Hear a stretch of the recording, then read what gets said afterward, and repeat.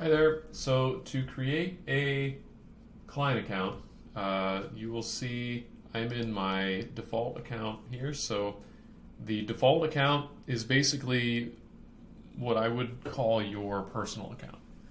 And then you've got all your clients beneath. So if you go to the Clients tab here, you click Add Client, go ahead and enter the information for that client. That is how you will do that. Then, after you create that client, you want to make sure that you are in the correct client account. So I'm going to select a test account here. And when I go to settings, this is going to have my notification phone, and this is where any response in text is going to be sent to. And make sure you have your dedicated number. Before you are able to do this, we need to plug in the Twilio settings.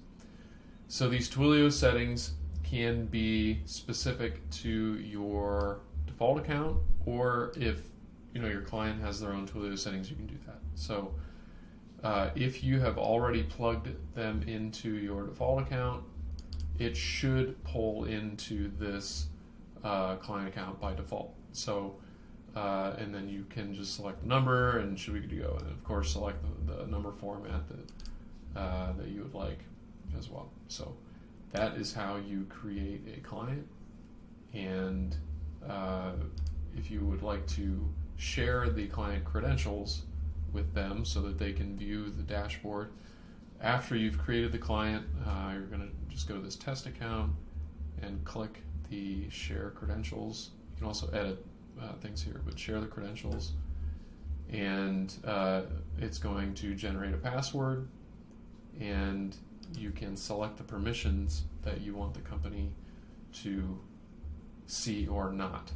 So the system settings, profile settings, a lot of these things you may not want them to see or manipulate, so you can deselect these things and hit save and share credentials, and then they will be able to see this Funnelbolt dashboard without seeing the additional clients and without seeing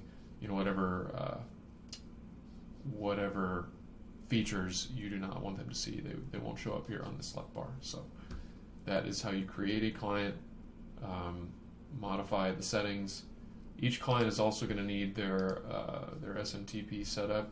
So I'm assuming they've got email settings, so-and-so at company.com. You can do all of that right here, and just go through and set up the the SMTP from wherever their email provider is, and there's instructions here if they have Gmail or something like that. So that is pretty much it.